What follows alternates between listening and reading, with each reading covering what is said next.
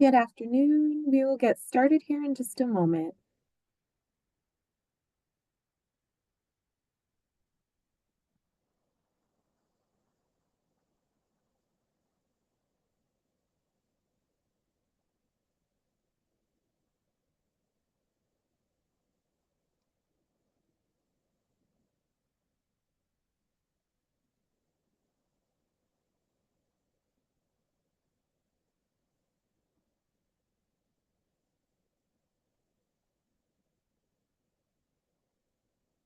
Right. Hello, everyone, and welcome.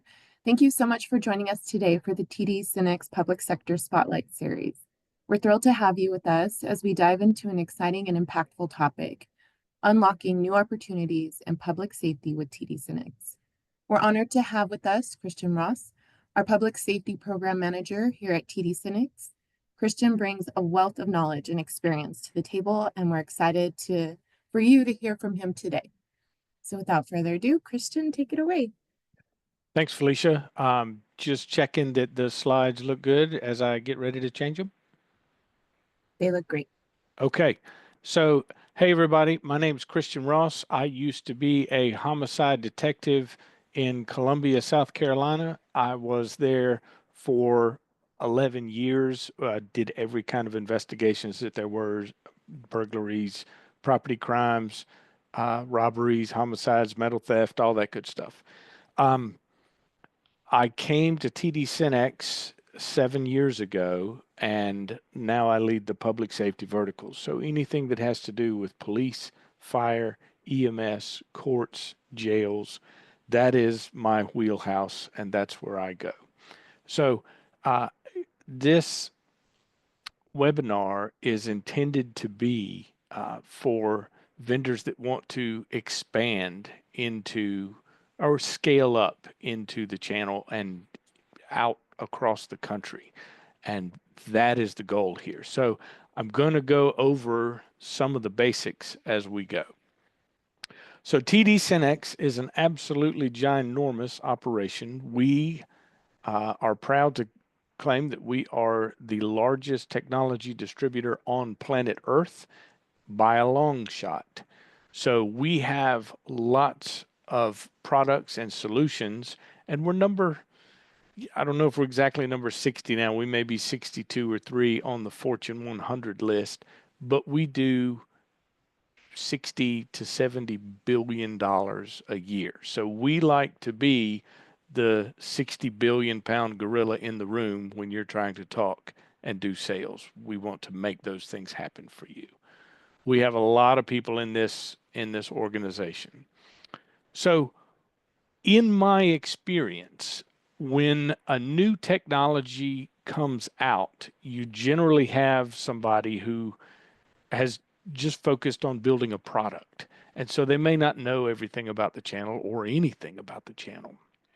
And so if we look on the left here, we're going to say that vendor, he wants to sell to anybody and everybody who will buy his product. But there are hurdles that come along with this, especially in the government space, because that vendor has to get over the hurdle of finding and hiring qualified sales personnel. So you've got to find somebody who either has connections or knows people or can understand your product. Um, all of those things have to come together. That's going to take time, and that's going to take money, and that's overhead. Then the next hurdle is an even bigger one because you have all these issues that you have to do before you can get to a sale. And these issues act like a brick wall in between the vendor and the end user. What kind of hurdles? Who are you going to talk to? Are these government end users going to buy your product having never heard of you before and having never uh, bought from anybody that you know? Do you have a contract that they can buy without having to go out to bid? Can they test out your product? Do they know anybody else who has done it? Um, you have to build a new relationship from the beginning for every single sale that you make. And there's 18,000 police agencies. Are you going to hire somebody to go into 18,000 different agencies? How effective is that going to be? All of those things act as brick walls that hinder you from making sales into the end user. However, when we introduce TD SYNNEX, the vendor can go through TD SYNNEX, and we have thousands of resellers that already have relationships with tens or hundreds of thousands of customers, end user customers. They already have that relationship. They're already selling them something. They know who needs to uh, who they can talk to, who the best person to talk to for that type of technology is. They know the decision maker, depending on what kind of technology it is. They have the contracts because remember, they're currently selling them something, and they know the preferred method of how they like to do it.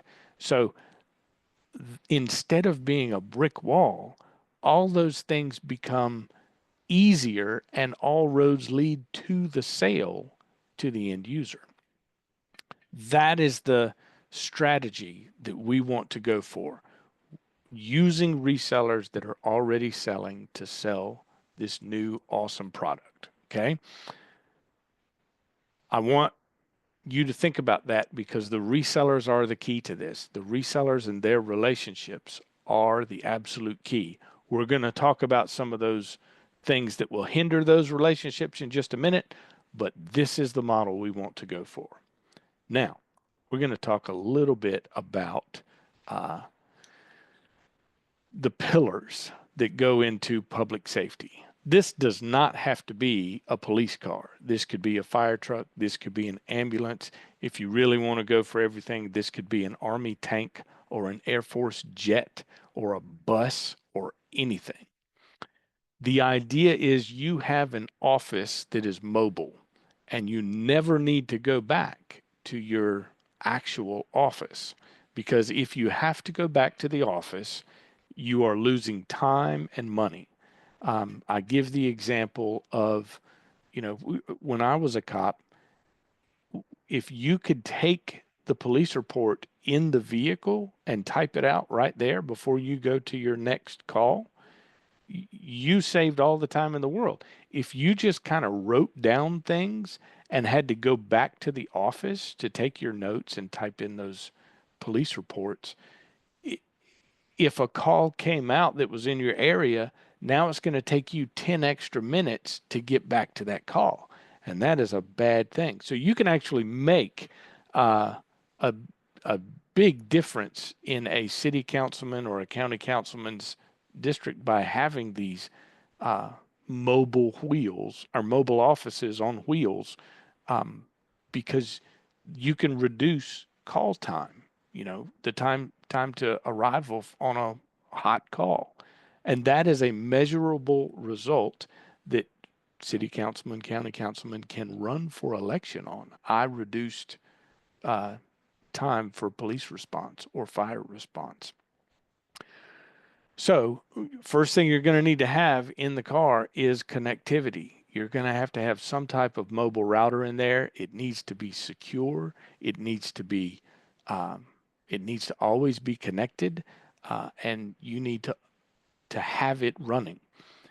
That connectivity is no good without devices to run off of that. And this is where the computers come in, and the software for reporting comes in, and the other software for dispatch and directions and tracking of the vehicles so that dispatch knows exactly where you are. For the cameras that can be live streamed back, for the body cameras, for creating the Wi-Fi bubble around the car so that all of your devices will work around that car. So this is the basics. You're going to have cabling, you're going to have antennas, you're going to have all kinds of stuff. Not to worry. You can sell the hardware, and if you don't know how to install it, we have people that can install all of this stuff in every zip code in the United States and multiple countries. So pillar number one of our conversation today is going to be field operations, having one employee more effective in the field without having to come back to the office. Pillar number two is going to be your headquarters, your command and control. You have a lot of things that go into this part. Your decision maker, whether it be a chief or a watch commander or a captain, needs to be able to have all of the information possible. So not only can you have a command center in your headquarters, but some of the bigger cities even have mobile command centers for special events. They know they're going to be there, and so they have a mobile command center. You're going to have dispatchers in there. You're going to have uh, a a video wall or a large display, and you're going to have software that can go up to that display and manage the content. You're going to have different news reports up there. You may have to have weather reports up there. You may have to live stream drone cameras in through there. All of those things make a difference to the decision maker who is trying to do the right thing with the best information that he has. And he's going to be judged on his split second decisions years later in court, where you'll have a bunch of people armchair quarterbacking him. So, command and control, having your headquarters or mobile command center set up so that the field operations can communicate back, the orders are given by the decision maker, and the decision maker can see that his orders are being carried out. He can watch it in real time. Speaking of real time, the Real Time Crime Center is another really big solution where there are cameras all over the city, and the dispatchers have the ability to look into those cameras. So when a citizen calls and says, hey, there's a car that's being broken into right now, that dispatcher can look and live stream that information or even take snapshots of it to the police who are responding. So all of these things make a big difference. So that's pillar number two. And pillar number three is the storage and security of the information that is going back and forth between headquarters and the field. This is important because, at least in the policing world, criminals literally go free if you do not have good, secure storage. What do I mean by that? On the right side here, you're looking at section 1728 320 of South Carolina state statutes. And what it says is the physical evidence and biological material of a criminal case must be preserved until the suspect or defendant, until that person is either released from incarceration, dies while incarcerated, or is executed for the offense that's enumerated, why they got the evidence. So if you're talking about a murder case and you've got to keep that information until they're either released from prison or die while incarcerated or executed, that could be decades, multiple decades. And so if you, for example, have body camera footage and you fall subject to a cybersecurity attack, all of a sudden the chain of custody on your body camera footage that was supposed to be securely stored is no good. And you can no longer ever use that body cam footage because no defense attorney is ever going to let you use that. The chain of custody is no good. You can't say that you had full control if your storage got locked up or you got hacked. This is a big problem because now when that defendant goes to make his case in front of a new judge saying, Judge, their evidence is no good against me, you literally have to take the lack of the prosecution's ability to produce the evidence in the light most favorable to the opposing party, to the defendant. So the judge essentially has to believe whatever the defendant says if the prosecution can't pull that video. It becomes very complicated. So all of these things have to be secured storely. I'm sorry, they have to be stored securely. So that's pillar number three. We have pillar number one being out in the field, pillar number two being in headquarters, and pillar number three being the security and storage of that information. Those are kind of the big pillars in the public safety side. There are others that will, sub pillars, if you will, or outliers. All of them are important if they do a function. Um, the other thing you need to know that I didn't make a slide for this is there's something called CJIS, and if you're not familiar with CJIS information, you need to look that up. CJIS is spelled CJIS, and it stands for Criminal Justice Information Systems.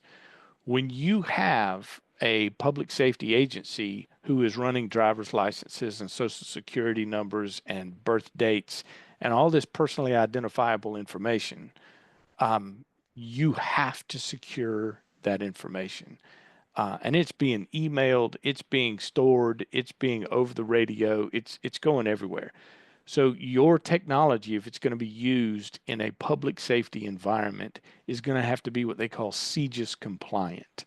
There's not an actual certification process for that, but if someone determines that you are not compliant with the CJIS, your sales are going to go away for a long time.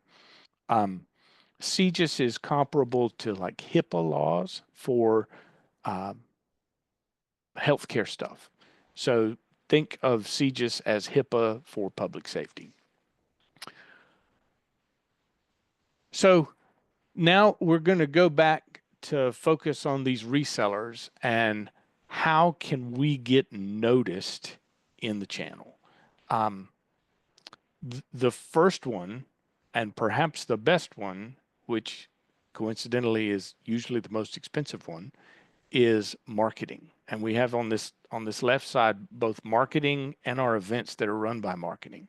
These are awesome. We have, for example, coming up at the end of this month, there's going to be the Red, White, and You that is based in, or this year it will be in San Antonio, Texas. And we're going to have somewhere between 200 and 300 resellers there. And again, these are resellers who have hundreds or thousands of people that they sell to, all the way from the mom and pop shops up to the big guys. Um, Marketing is super effective. There's a reason that they do what they do. The events are good. Our marketing department puts on 400 something events. That's more than one a day every year. So, if we're not ready to jump into marketing yet and we need to get some sales going first, another thing that we can do is newsletters and webinars. So I maintain a list of about 500 some odd contacts at resellers, and my newsletter goes out once a month. Just went out yesterday.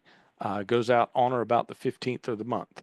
And so I can talk about products that are new and good products that I like, that I think that resellers should take notice of. Now, one of the things I want you to remember about these resellers is that they are already busy. They are already selling stuff, and they are already, um, most of them are already successful. And so they don't have people just sitting around with nothing to do. So when I need to introduce a new product into them, we have to make it interesting so that that reseller is willing to stop what they're doing, turn their head, and look at your new product. Um, that's the challenge that we got to go to here. So a newsletter is one way. Um, if if they read them and respond to them and they're interested, uh, that's one way to do that. We can also do some webinars just like this. Um, Webinars are a possibility. Uh, we don't do them as often because we don't want to bombard our customers. But especially if a customer is interested in it, we will do webinars for our customer and their end user customers, or our customer and their entire sales team. But every now and again, we do uh, webinars for multiple resellers at the same time.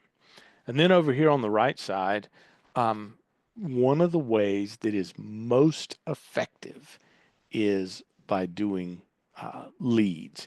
So if a vendor is out there trying to sell their product and they come across some leads, people that are interested, one of the best ways is to let us know that. Because if you have a lead and you come and say to me, hey, this particular city is interested in my product, and I can go and get a reseller that's been selling into that city, now we have uh, a contract usually that we can work off of. Now we have somebody who has contacts at that place and a relationship where that end user will likely tell the reseller what their true feelings are about your product and how to make the deal work.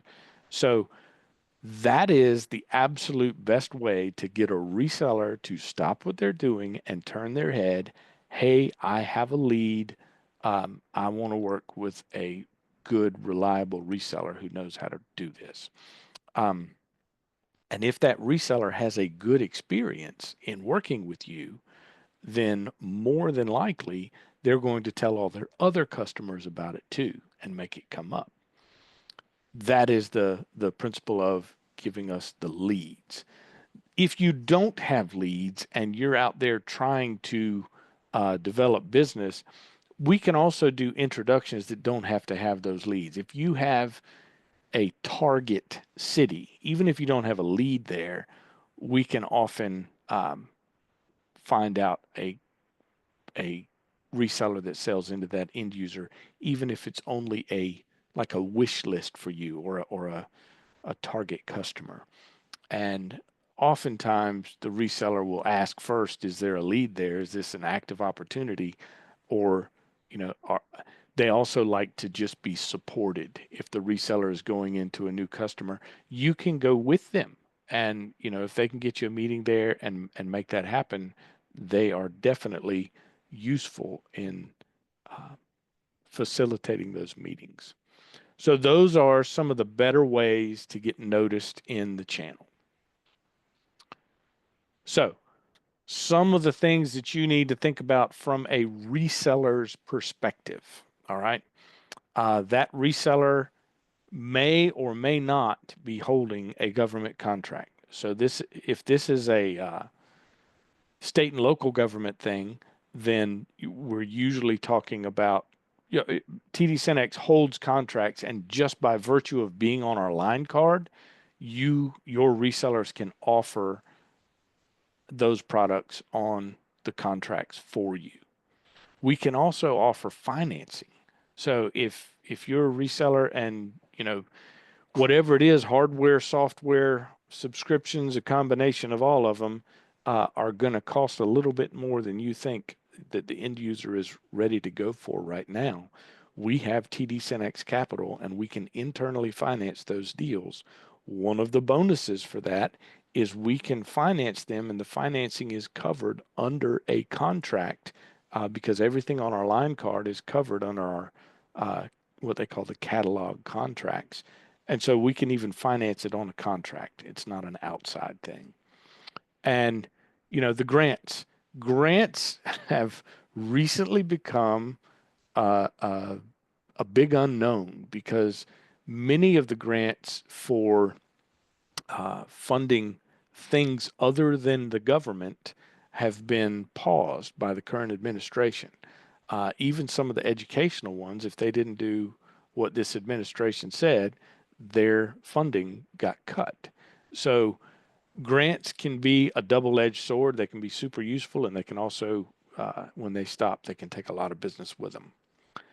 Other things to think about is who's going to install your product. We have lots of resellers that are not all ready. Some of them do install stuff, but not all of them do.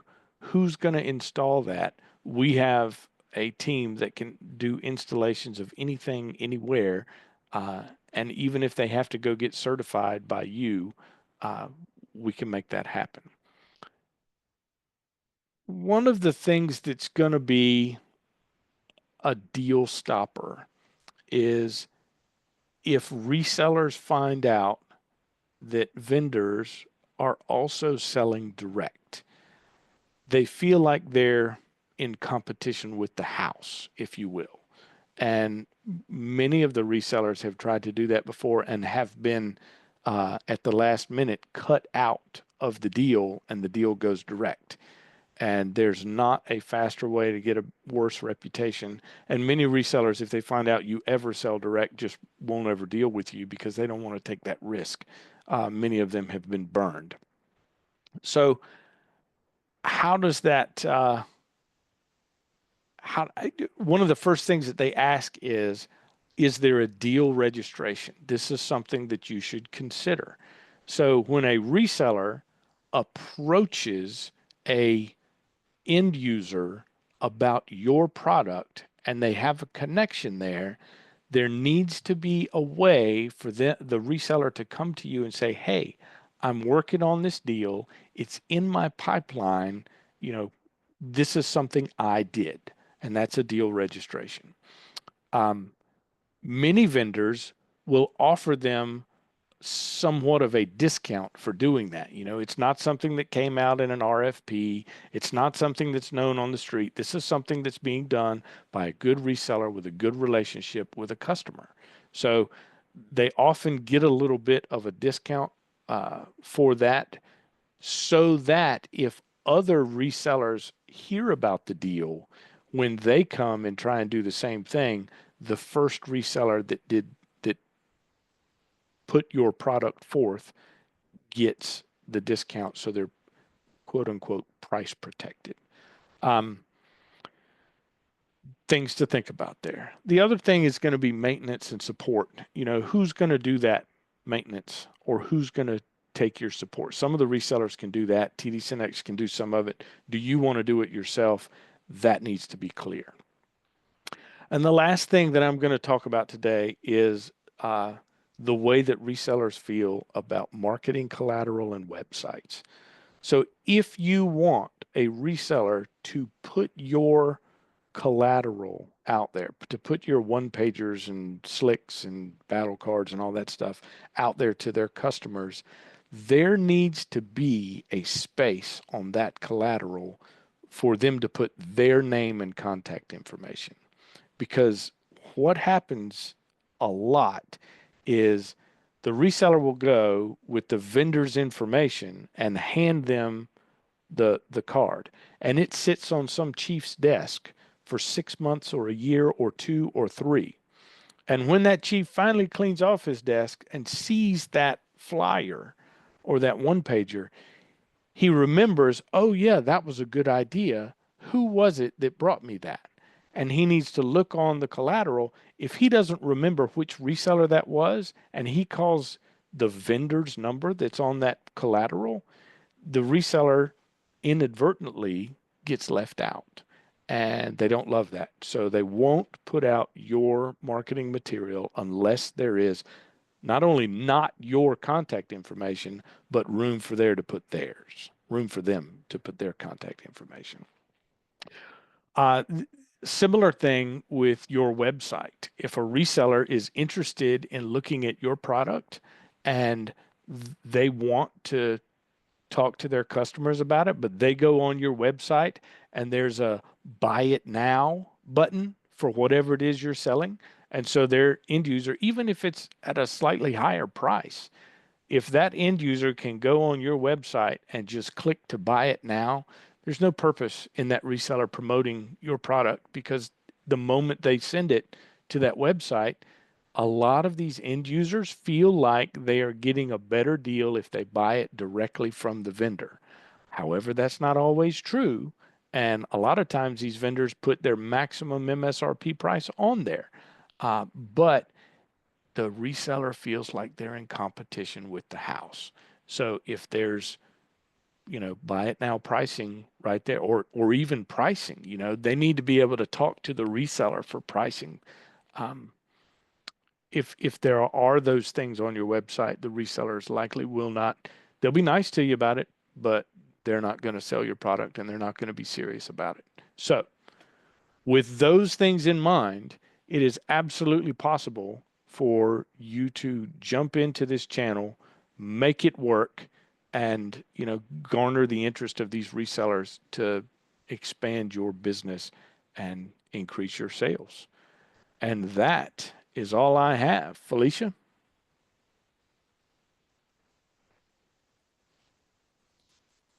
All right. That wraps up today's session. Thank you all for joining us for the TD SYNNEX Public Sector Spotlight Series. We hope you found this discussion valuable. And a special thank you to you, Christian, for sharing your expertise today. If you have any questions or would like to continue the conversation, please feel free to reach out to me, felicia.cortez@dlt.com. Have a great day, everyone.